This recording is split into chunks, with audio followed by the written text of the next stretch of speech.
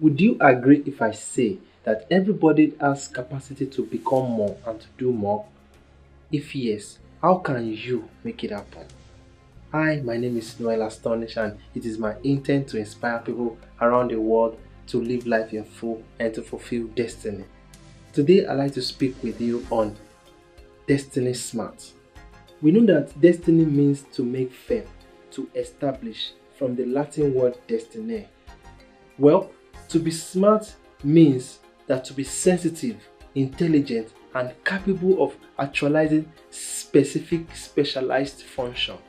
So to be destiny smart is to be sensitive to everything that will help you fulfill destiny. Intelligence is the act or state of knowing and exercising understanding.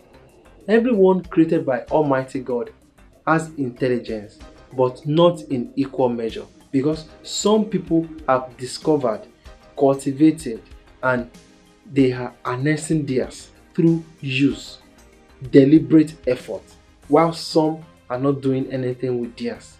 Those who are shining in our world today are not smarter or better than every other people who are not. They've only found their place and they are playing to their strength. To be destiny smart is to be sensitive and to know how to maximize everything you've been provided with to fulfill destiny. I grew up in the era when intelligence was only measured through ability to solve math and ability to speak good English, which are good, and that was the plight of many people who don't have that in their early stage. I remember when I was in primary school, especially in primary 5, there are 3 people in my class that just top the class, especially when it comes to math. A lady, a girl, and 2 other boys. The girl comes first and the boys share, either one becomes second and the other one becomes third, and they just interchange between themselves. It was as though we have signed it to them that, you know what, it belongs to you. And I remember as a child when I pray, I only say, God, please don't let me fail. And thank God I never failed. In fact, when I received my scorecard then, I don't even bother about the mark. I just go to the remark to check what they said about me. Okay, he's a punctual boy, he's a gentle boy, all those things. But I never cared about my score. When I got admission into the higher institution, I carried the same mentality into that place. But it was, the competition was fierce. And I was like, how am I going to cope here? Dealing with chemistry, physics, all those. I'm like, how am I going to cope? One day, after I received a lecture during the break on campus, I just sat by myself, confused after a physics class. And I was wondering, how am I going to cope? I just said, okay, let me listen to this audiobook by Brian Tracy.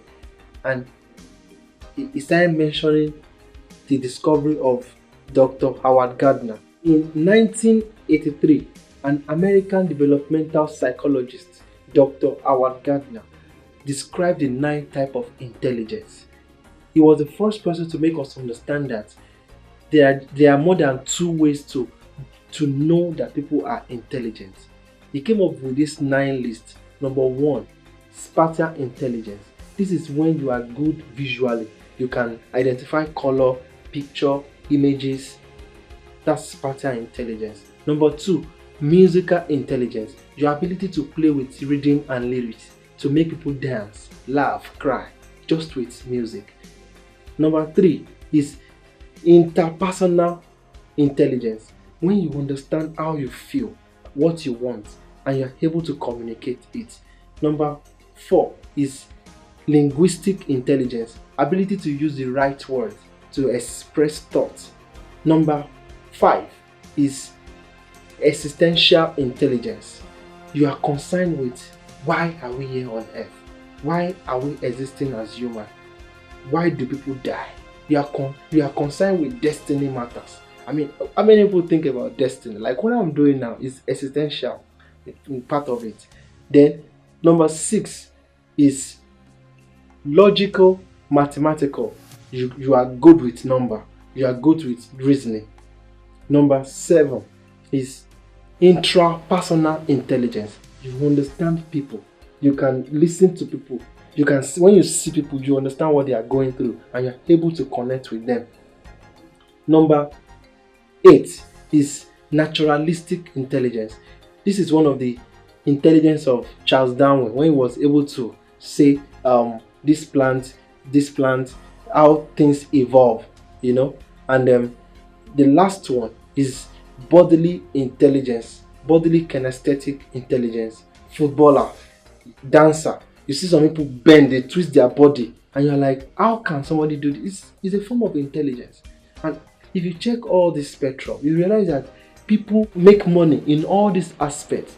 The time has come for us to stop judging our children or ourselves by ability to solve math or one form of intelligence. No, any game that is meant to design to test your intelligence, that judge you by just 1 or 2, is not robust enough. When I discovered this on campus, I screamed, nobody is dull. I am very smart. I don't care how many people saw me that day, but that was a turning point in my life. I literally just evolved from the backbencher that I used to be, and I moved forward in life. Now I'm a good follower and I'm a good leader because I know that I am intelligent. I might not be able to solve some things other people can solve, but I too can solve some problems. And those who can solve theirs, I listen to them to learn from them. But when it comes to what I do, they have to listen. That is called mutual submission. The mistake I see some people make is they see people excelling at their gifting, some area where they have intelligence and perhaps they've even developed, and they are envious. Like, is he the only one that can sing? Is she the only one that can dance? And I'm like, hello, why being envious? Why should I envy them for where they are gifted at when I am gifted too? You see, those who envy others don't understand what they have, because what you have is more than enough to even keep you occupied. Cultivating and enhancing your intelligence is a lifetime job, and if you do it well, you are just going to rise. Envy is one of the scarcity mentalities, that there is not enough to go around, and so I need to look for ways to bring this person down so that I can get ahead. No, abundance mentality says there's enough room for every bird in the sky to fly without crashing into each other. It says that there is more than enough to go around for everybody, and because of that, everybody deserves the best. Imagine when you bring your intelligence to bear and I bring my intelligence to bear. It is a beautiful world. We enjoy more with less. What does it mean to be destiny smart? Only a foolish farmer will complain about the seed, about the weather, sun, rain, about the water, because these are the things he has got to work with. A wise farmer will look at the soil, will study the weather, will study the seed, and every other thing he has got to work with so that he can maximize his harvest or her harvest. Same thing applies to us. To be destiny smart is to be aware of all that life has presented you with and to know how to maximize them so that you can live life in full and fulfill destiny. To be destiny smart is to be aware of your strengths and weaknesses, to work on your weaknesses and to play to your strength. To be destiny smart is to set goals, to have goals for every aspect of your life and to work on achieving them. To be destiny smart is to be committed to principles that would guarantee your fulfillment of destiny. For example, goals in every aspect of your life. Your spiritual life, for example.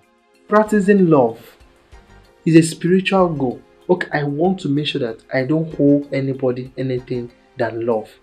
Whether they love me or not, I just love them. Whether we greet each other or not, I just love them. Not harboring bitterness with any man or any woman. That is a goal. You can also say that for your health, I want to exercise or trek so number of miles daily so that you can burn off unnecessary fat. For your mental health, maybe you want to meditate 10 minutes daily. All of this, for every aspect of your life, that helps you to fulfill destiny. To be destiny smart is to understand that there's something special about you and to nurture that special thing and serve it to the world as a gift to make life better with it. Because we don't care how much you know, we only care how much you care. Nobody cares how much you know until they know how much you care. At Fulfilled, we believe that there is no competition in destiny. Or how would Michael Jackson compete with Michael Jordan? They are both stars. They are both authorities in their own different rights. Instead of competing with each other, why don't we learn to complement our geniuses, appreciate one another, learn from one another, support one another? Because this is the way forward for us as a people, as humanity. There is greatness within you. Please nurture your greatness and serve your greatness to this world, because we need your greatness, and I believe that you will fulfill destiny.